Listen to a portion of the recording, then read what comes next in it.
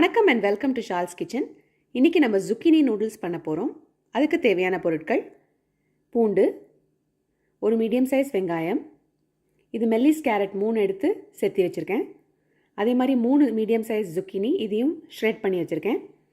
அது தவிர cooking oil, Sai sauce, உப்பு, பெப்பர், சில்லி ஃப்ளேக்ஸ், கார்ன்ஸ்டார்ச். இப்போ செய்முறை பார்த்துலாம். பேனை போட்டு 1 டேபிள் ஸ்பூன் எண்ணெய் ஊற்றிருக்கேன். எண்ணெய் சூடானோடனே பூண்டு லேசாக வதங்கட்டும். அடுத்தது வெங்காயம், இது கோல்டன் ப்ரௌன் ஆகட்டும்.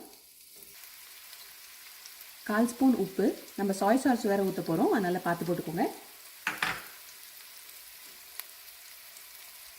அடுத்தது 1/4 spoon pepper, 1/4 spoon chilli flakes போட்டு பரட்டி விட்டுருங்க. இப்போ வெங்காயமும் பூண்டும் கொஞ்சம் வதங்கிடுச்சு. அடுத்தது கேரட் போட்டுருவோம். போட்டு லேசாக பரட்டி விட்டுருங்க. இப்போ கேரட் லேசாக வதங்கிடுச்சு. நான் ஒரு சைடாக தள்ளிட்டு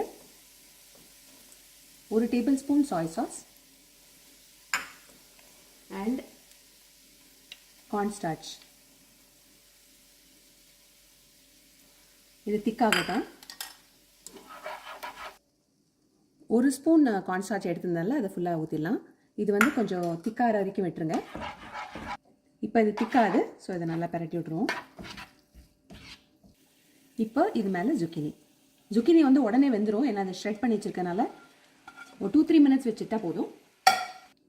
உங்களுக்கு தேவையாக இருந்ததுன்னா salt, pepper or chilli flakes எது குறைவாக இருக்கோ ஆட் பண்ணிக்கோங்க. 2-3 மினிட்ஸ் ஆகிடுச்சு, நிறுத்திட்டேன். இது வந்து ரொம்ப வெந்துருச்சுன்னா நல்லா இருக்காது, சாஃப்டாக வேகக்கூடாது. ஸோ லேசாக அந்த க்ரன்ச் இருக்கணும். ஸோ அவ்வளோதான், இந்த நூடுல்ஸ் தயார். zucchini நிறைய தண்ணி விடும், அதனால் நீங்கள் ஷ்ரெட் பண்ண பிறகு பேப்பர் டவலில் போட்டு கொஞ்ச நேரம் வச்சிட்டிங்கன்னா அந்த மாய்ஸ்சர்லாம் அப்சார்ப் ஆகிடும். அப்படி இல்லைன்னா கடைசியாக தண்ணி விடும்போது அந்த தண்ணியை ட்ரெயின் பண்ணிவிட்டு சர்வ் பண்ணுங்கள். அவ்வளோதான், ஒரு அருமையான zucchini நூடுல்ஸ் தயார். இதை நீங்களும் செஞ்சு பாருங்கள். உங்களுக்கு இந்த ரெசிபி பிடிச்சிருந்ததுன்னா லைக் பண்ணுங்கள், சப்ஸ்கிரைப் பண்ணுங்கள், ஷேர் பண்ணுங்கள். தேங்க்யூ ஃபார் வாட்சிங்.